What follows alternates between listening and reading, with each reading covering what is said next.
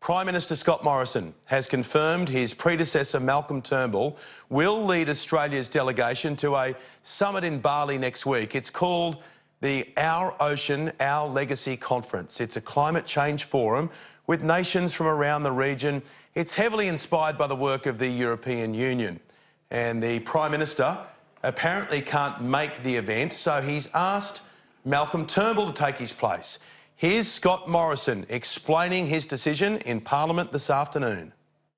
He was personally invited to attend that originally by the Indonesian President. It was the subject of our discussions on my left. When I met with the Indonesian President, President Widodo, and I was unable to follow through on that invitation.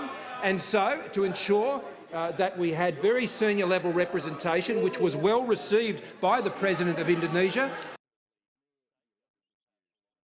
Now, I mentioned this on my radio show on 2GB this afternoon. The phone board blew up. I mean, there's phone boards blowing up and then sometimes it's like a volcanic eruption. And that's what happened today. People are furious that a former Prime Minister who did not help his party in a crucial by-election is awarded a trip to Bali. He refused to answer questions to reporters today, Malcolm Turnbull, claiming he's retired from politics. Well, if that's the case, if you are retired from politics, then why are you representing Australia on the world stage? Scott Morrison should be going to this conference himself. It's only 2 days, the 29th and the 30th of October.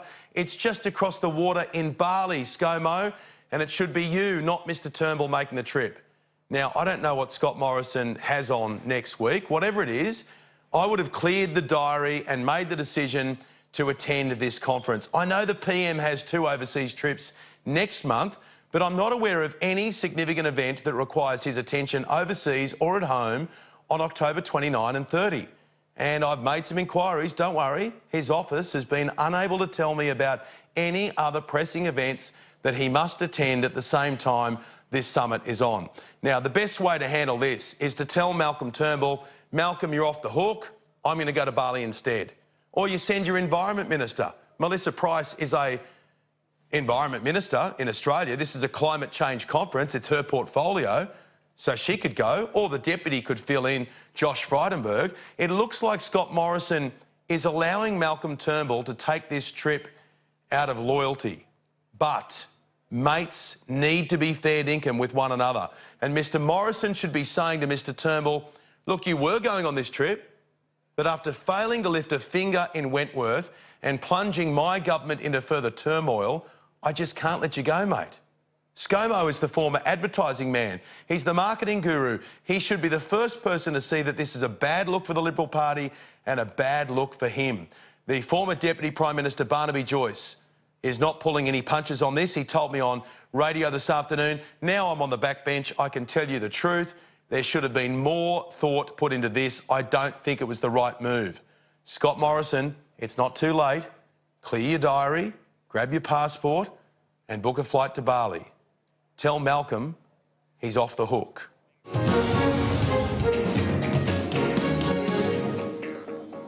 Joining us to discuss this afternoon, this evening I should say, is the One Nation leader, Pauline Hanson. Pauline Hanson, where in the world are you?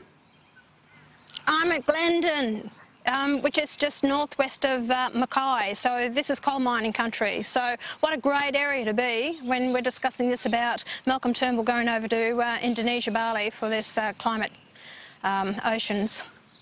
Whatever the hell it is, so I think we're all scratching our head about what it is. But I think the thing that strikes a lot of people as inappropriate with all of this, Pauline, is the fact that Malcolm didn't help out during the Wentworth by-election. If he had been there helping the Liberal Party retain that seat, it would be different, right? But he wasn't prepared to do any hard yakka there, so why is he now being rewarded? That's exactly right. You said it right at the start. Scott Morrison's made a bad decision here, bad move. And when Malcolm Turnbull said, when you stop being PM, that's it, get out of it. He said he doesn't want to be hanging around like Tony Abbott or Kevin Rudd as miserable ghosts. And the whole fact is he shouldn't be there. He said, I wouldn't be hanging around. And that's what he said. But here he is, and he said he's finished with politics. Malcolm Turnbull has a bone to pick here with the Liberal Party. He's no friend of the Liberal Party anymore, and that was quite evident in Wentworth elections. When he left the country and went overseas, he didn't want to get involved in campaigning. He would not give a tick of approval to Sharma. So he doesn't want to assist the Liberal Party, because I tell you what, if they were to survive and win the next election, it's a vendetta, I believe, that he has against the Liberal Party. See what you've done to me? Well, actually, I'm not going to help you. This man, Malcolm Turnbull, a former Prime Minister, he actually wanted to join the Labor Party and he begged them to take him on, but they didn't. So he's got those left leanings. I wouldn't trust the man to go over there to the summit and start talking. And I've got to ask Scott Morrison, in fact, bloody step up to the mark as being Prime Minister of this country. You owe Malcolm Turnbull nothing, but you owe everything to the people of this nation. The people have said they don't want him going to the summit in Bali. They have made that quite clear on your program this afternoon, and I've spoken out about it, and so has Barnaby Joyce. So I wish he would actually step up to the mark and be Prime Minister of this country, go there himself, because this is detrimental to the Liberal Party and how they do it the next election. Or if not, and I suggested this afternoon, send Tony Abbott. He is a former Prime Minister. He's a Member of Parliament. He knows about climate change. Why not send him? It'd be far better than sending Malcolm Turnbull. Senator Hanson, I want to talk to you about loyalty, because it strikes me that Scott Morrison's a very loyal man and I admire loyalty as a quality. But you do need to say to mates from time to time, don't you? Listen, yes, I said yes a month or two ago when you were no longer Prime Minister and when I thought this was a good idea, but off the back of what happened in Wentworth, your failure to help out Dave Sharma in Wentworth, when everyone else from the Liberal Party was out there handing out the how to vote cards and putting in the hard yakka, mate, based on that, I just can't let you go. Is that what's required here? Can you talk me through the phone call that needs to happen between Scott Morrison and Malcolm Turnbull? He does. He needs to pick up the phone and says to the former Prime Minister, Malcolm Turnbull, listen, mate, you know, I'm sorry what's happened to you in the past. I wasn't part of this, but as it is, it's ended up I'm now Prime Minister of this country.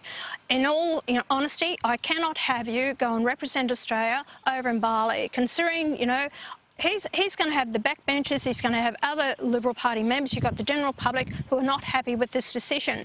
He's got to grow a set of balls, and he actually needs to go to pick up that phone and take some true leadership in this nation and make the tough decision. I've had to do it in my own political party and I got criticised for it, but it was the right decision to make.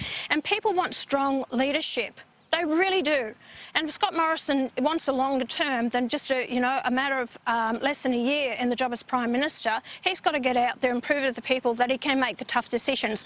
Malcolm Turnbull did nothing for the Liberal Party, absolutely nothing. And he will want to see the Liberal Party go under at this next election just to prove a point. You shouldn't have got rid of me.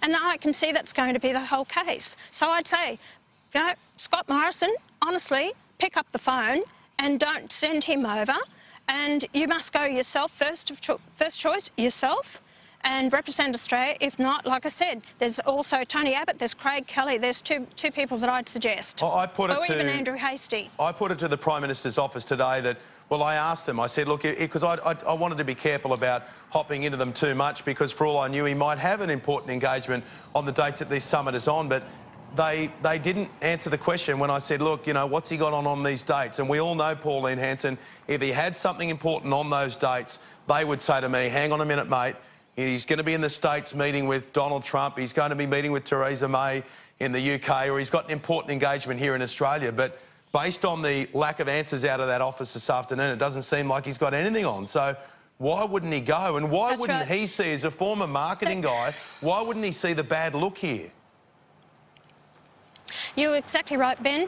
You know, the whole thing about all this is the big question, what I ask and the people of Australia will be asking, do you honestly trust Malcolm Turnbull to make the right decisions and say the right things at this meeting in Bali? Do you? Because I tell you the truth, I don't. I don't trust him, because now that he's out of the job, and it's proven to me, his reaction to the Wentworth by-election that happened in his seat, he wasn't prepared to help them one iota. Trust. That's something that's very important in politics, and that I do not trust Malcolm Turnbull to make the right decisions on behalf of Scott Morrison, because I don't believe that Malcolm Turnbull has Scott Morrison's best interest at heart. Mark Latham made a really interesting point on my radio program this afternoon that I hadn't considered until he made it, which was, think of all of the people, think of all the Liberal Party volunteers who were there in Wentworth from 7 o'clock in the morning through until 6 o'clock at night, handing out the how to vote cards, putting up all of the posters, making the sandwiches, making sure that all of the volunteers out there had the drinks. So to those people you send a really appalling message, don't you, that this guy who wasn't doing any of that stuff, he gets the reward, and it's a slap in the face to all you people. It really is. And what about that Scott Morrison is paying for his overseas airfares, so he has all these trips as well paid for by the taxpayer. So, you know, people are fed up with this. I've had a gutful of it. People are fed up with it. And, you know, like I said, it shouldn't be happening. He said he didn't want to be involved in politics anymore. Then fine, don't get involved in politics. Go and live a lovely life with Lucy and go and see your grandchildren. Go and spend time with Jack and your other grandkids. You can have a wonderful life. He's got the money. He's got the, you know, he's got the assets. He can have a wonderful life. Just step aside. You've been Prime Minister of this country and, you know, your party's spoken. They didn't want you there any longer. Let Scott Morrison get on with the job. But like I said, Scott Morrison needs to step up to the mark and he needs to take control of this whole situation, regardless of any agreement that has been made or word given to the President. People change their minds, things happen in between, and a lot's happened in Australia. So he needs to actually take that into consideration. And Scott Morrison should not be appeasing Malcolm Turnbull with this.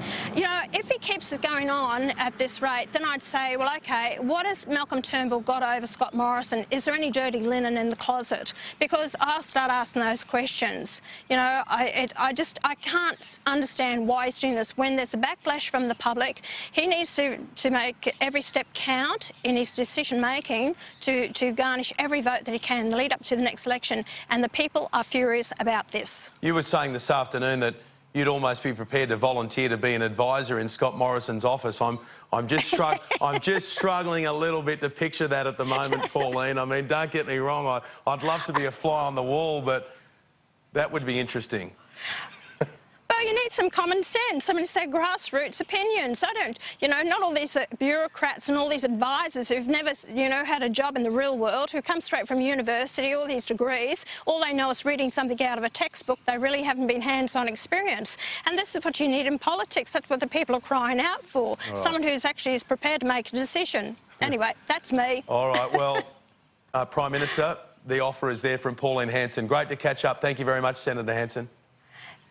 Thanks, Ben. Bye. The One Nation leader, Pauline Hanson, joining us from Queensland.